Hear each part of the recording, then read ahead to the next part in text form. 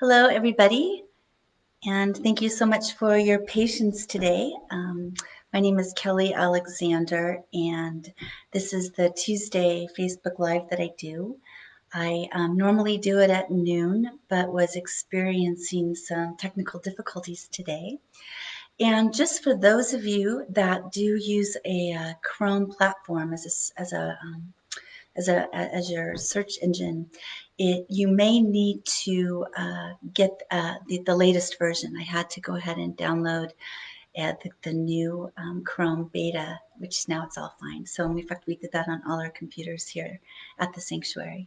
So again, thank you so much, and really excited to talk about today's topic, which is the topic of basically how to live, a fulfilled life, and to really explore why it is that so many of us are feeling as though we're living a very unfulfilled life. I am the program director at the Sanctuary at Sedona, which is a holistic trauma recovery, addiction recovery center. And I would say that for almost everybody that comes to us, at its very core, at the very essence, there is a sense of a longing for having a more fulfilled life. People may initially come here because some symptom, some coping strategies, such as addictions, have gotten so painful that they haven't been able, they're not functioning. They reach that crisis point where they know that they need to be doing something because what has been working for them no longer does. And most of the people that come to the sanctuary have really been on a strong journey. They've been already to different rehabs or different centers. They've been in years of therapy. They may have even tried other alternative holistic treatments and modalities, and yet still have a sense that they're caught in really dysfunctional and destructive patterns and habits. So most of the people that come here are very aware that they're not just coming here for a symptom, meaning we don't get people that are just wanting lives of symptom management. They're not just here to stop doing something or just to stop feeling something. Of course, we're very understanding and very empathetic that when we're caught in an addiction or depression, anxiety, or in a trauma cycle, that we do need to get to a place of stasis in order just to feel good enough to even go and dive into deeper work. However, most people understand that after a very short period of time here, where they're now sleeping and no longer putting harmful things into their system, they're eating well, they're in a safe environment, they understand that they're here to go deeper, to really be working on the root causes of why they were depressed, or why are they suffering from anxiety, to understand why, even though they've done trauma work or they've worked on past childhood issues, they're still feeling traumatized. Why they're still caught in addictive patterns, even though they've tried various things to stop doing that. So a lot of our work then is, well, almost all of the work is getting to the core issues, the root causes, what's underneath the symptoms, and why we're trying to soothe ourselves in different ways. And we take them on a journey around the medicine wheel, which is this beautiful archetype of the journey of life, for people to go on a real deep personal exploration, excavation of their psyches, of their souls, to find out what's really going on. And it's interesting because as we're going through and looking at root causes and root trauma, there's something even underneath that. Underneath the childhood issues or the things that have happened in our life, what we find out is there's something in our deepest areas of our shadows, of those parts of ourselves that we don't have access to, that are desperately calling for us to pay attention and to listen. One of the exercises that we give people has a really profound question. And the question is, what would be your deepest regret if this were your last day and you were on your deathbed? What is the one regret you wouldn't want to have? And it's interesting because without fail, and I've sat with thousands of people the last 13 years I've worked here, every single person who has answered that question has answered it in a variety, a variable of this response. And that is, I don't want to live an unfulfilled life. I don't want to continue feeling like I'm the walking dead, that my life has no meaning or purpose, or that I didn't do what I came here to do. Everybody, every last person. And I hear so many times that I'm not afraid of dying. I'm just afraid of continuing to live like this, live the walking dead, looking like I'm feeling like I'm living this unlived life.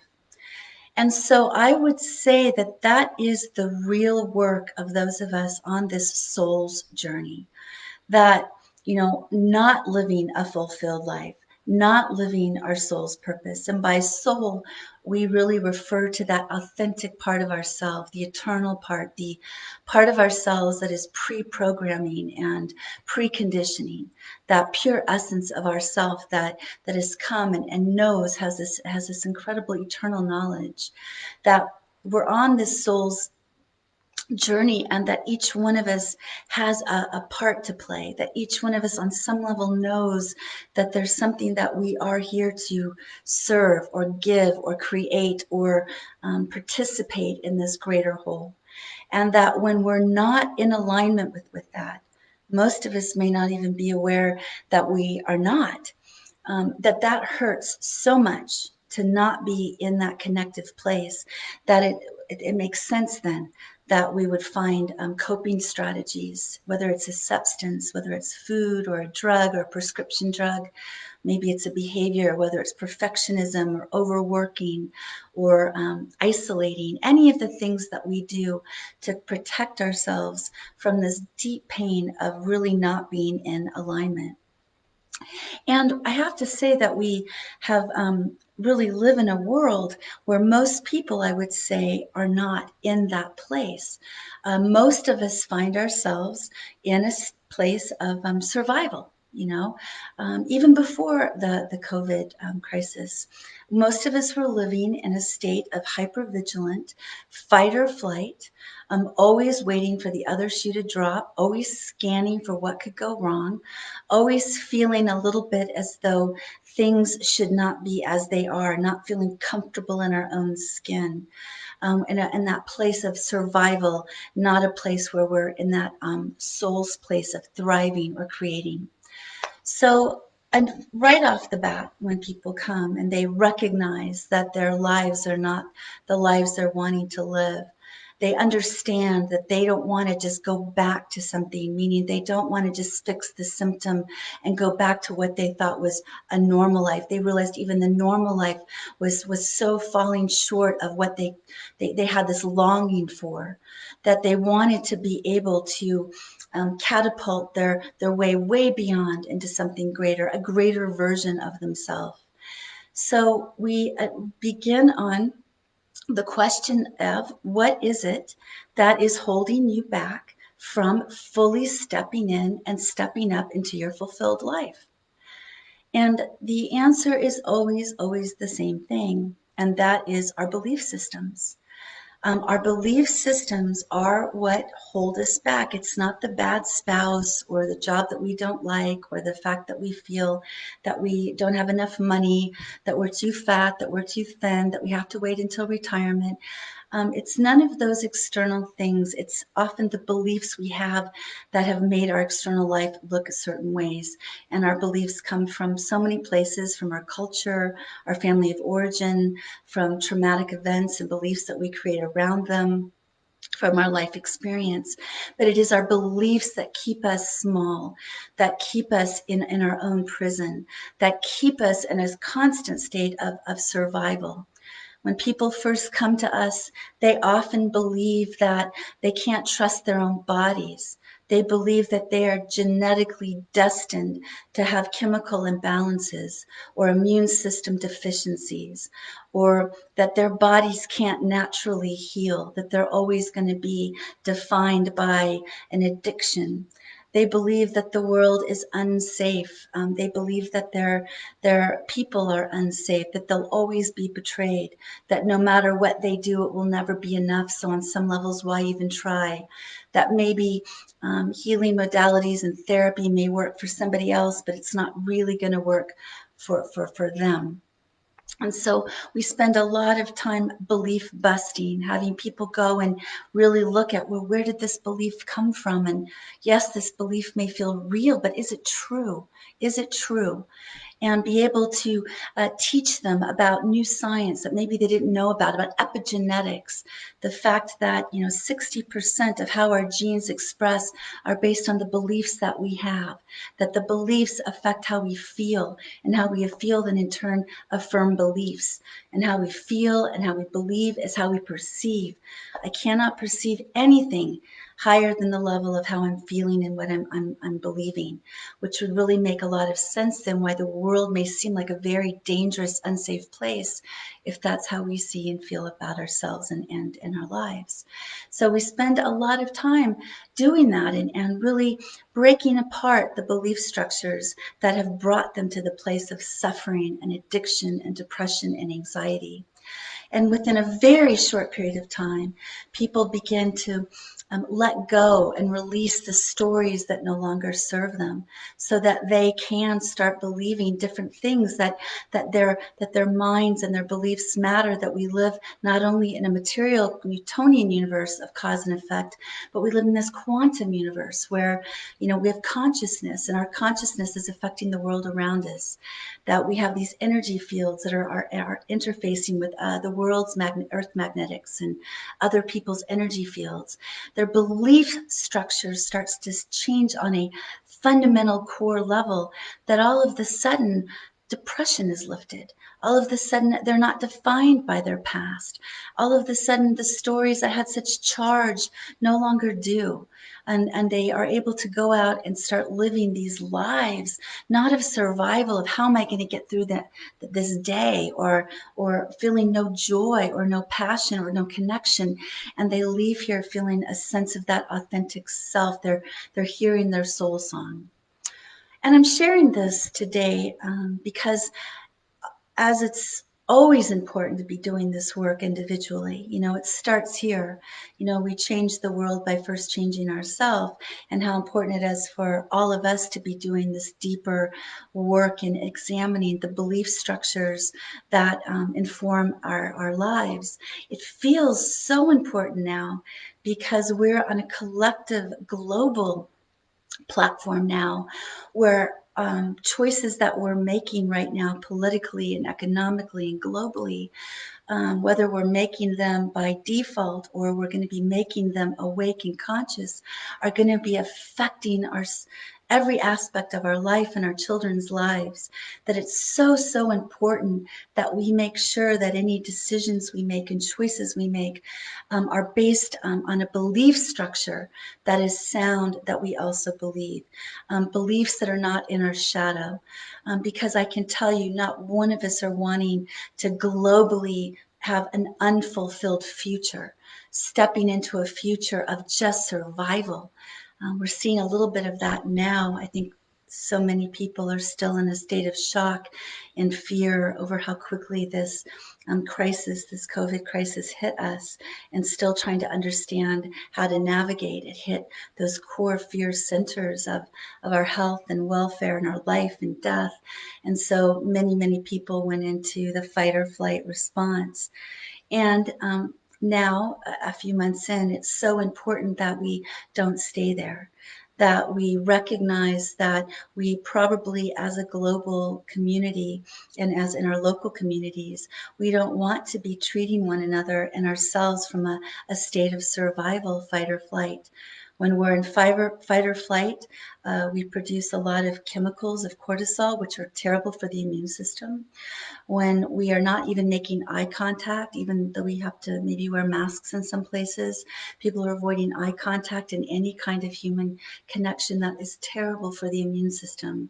To stay locked in and be constantly listening to fear mongering, and even if the information is accurate on whatever whatever side of the belief structure you believe, whatever theory you're believing, if we're getting too much of it and it's negative and making us constrict and have fear, it's terrible for the immune system. For people that are sitting at home and going into, a lot of fear and fight or flight, so they're going to various coping strategies, which are now getting amplified, meaning they're eating more processed foods, maybe they're binging more, they're maybe drinking alcohol or taking more prescription drugs or illegal drugs because we're so frightened. That is not good for the immune system. None of this is going to help us be in a state to be able to make decisions, to be able to take in information, process, question, and be able to go and decide about how it is we want to be living in the future. Because I can tell you this won't be the first virus that's going to be coming around. They're already telling us that, and we've had them every year from various degrees of severity. The most important thing that we are able to do right now is to start taking care of ourselves and start living the fulfilled lives that we want to be living even now going forward. And therefore, we must be asking globally a question: what are the belief structures that we have as a globe, as a community, as a nation that might or might not be true, that might also be not in our best interest going forward? If those of us really don't believe that we have strong immune systems and we don't believe that we can be empowered, that we feel like we will always be victims of whatever virus or bacteria comes around, then we will be willing to make choices that are more survival-based choices, not thrive-based choices. So really just encourage everybody now that we still have extended stay-at-home orders in some states. Some people are still choosing to voluntarily do this, that we take this time and use it wisely to not only look at what is it that we want in our life to feel fulfilled, what are the beliefs that are holding us back from that? Question those beliefs. Are they true? Be able to be open to be getting educated, whether it's in epigenetics or neuroplasticity or learning about our own autoimmune health and the importance of gut health and brain health, that we spread this out to be looking at the belief structures of our own communities, uh, whether it's our local communities, whether it's our nations, whether it's our global community. What is it that we want to do going forward? How do we want to make the choices we're making? Let's make them from a full mind, a mind wanting to thrive, rather than the survival mind, where we're very constricted and giving away potential rights and choices and freedoms right now that we may not want to be doing once we come back into a place of stasis. So just want to say thank you to all of you for joining me today, to remember to keep your energy as positive as you can, to be taking in information of hope, to be taking in information that might be telling you about how to strengthen your immune system, how to strengthen your body, how to strengthen your community, how to live more sustainably. We have such an opportunity now to be birthing in an entirely new world. Just like our clients don't just want to go back to the way they felt before the depression or go back to the way they felt before the addiction. They want to catapult into something far greater. All of us as well. We don't want to just go back to what was before the COVID crisis happened, where we were living in an unsustainable life and we weren't in good balance in our own bodies or with one another or the world that we want to live in. Let's use this opportunity to go do the introspection, go do the deeper work so that we can catapult ourselves into a more amazing reality than we've known so far. Thank you all so much and invite you all to be tuning in on Friday at noon, where Dean will be talking more about all of this, about dreaming in this world that we want, and empowerment, that we have everything. We have the human technology in order to activate that and to become that and to create that. So blessings to all, and have a beautiful afternoon. Thank you.